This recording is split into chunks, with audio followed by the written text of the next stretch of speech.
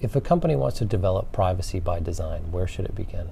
I think it's a cultural question at first, because you think privacy and that's such an abstract concept, and really what it comes down to is personal data and figuring out what that is. In the same way that with you've got cash, you know, to stick it in the cash register and monitor where is that cash going to come in, where is it going to go out, have I been thoughtful as to all that transmission flow. And it's the same thing with personal data. It's figuring out what personal data does the company actually collect. And that term is a pretty broad term in terms of anything that's really going to identify a person.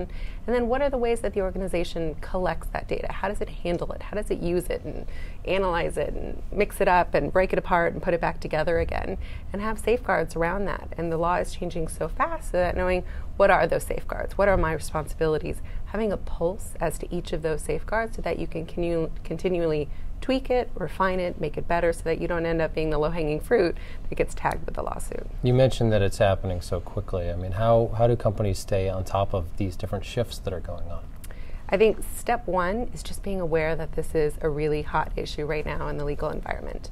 The Federal Trade Commission, the FTC, is probably the most active enforcement body on this. So watching what the FTC is saying in terms of their press releases, and then who are the types of organizations that closely follow the FTC that can provide free, practical, helpful information.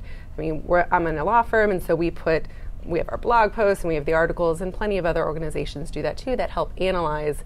The FTC has come out with its latest settlement. What does that mean for a mobile company? What does that mean for a developer? And so be able to get those insights, track it, and say, how does this then apply to my business? What is this warning from this latest case that I need to take to heart and really work so that I can be ahead of the game and not get tagged with that kind of investigatory action myself?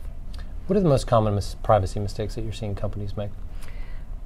Again, I'm going to go back to the cultural. I think so often you think data, it's an IT issue, it's a marketing issue, and not really thinking about how does the whole organization really deal with personal data back to the asset. How does the whole organization have responsibilities and a stake in terms of making sure that the privacy obligations are actually honored. So culturally, I think that that's a key point. And then looking, how does the organization actually implement these privacy obligations? Is there training? Is there safeguards in terms of privacy by design, product development, services development?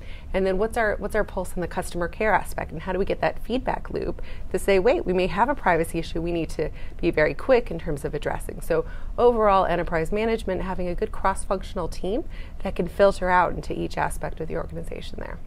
Last question for you. How have perspectives on privacy changed over the last 5 years? Has it been as dramatic as sometimes it feels it's been?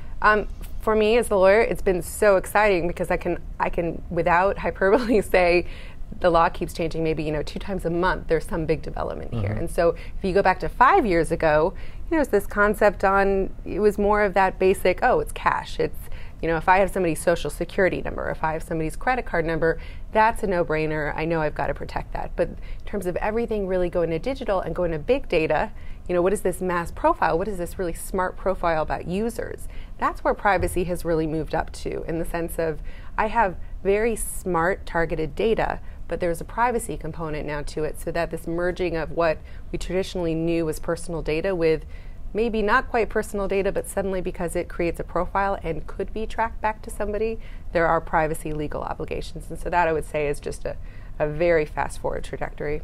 Great. Well, thank you for being with us. Appreciate it. You're welcome.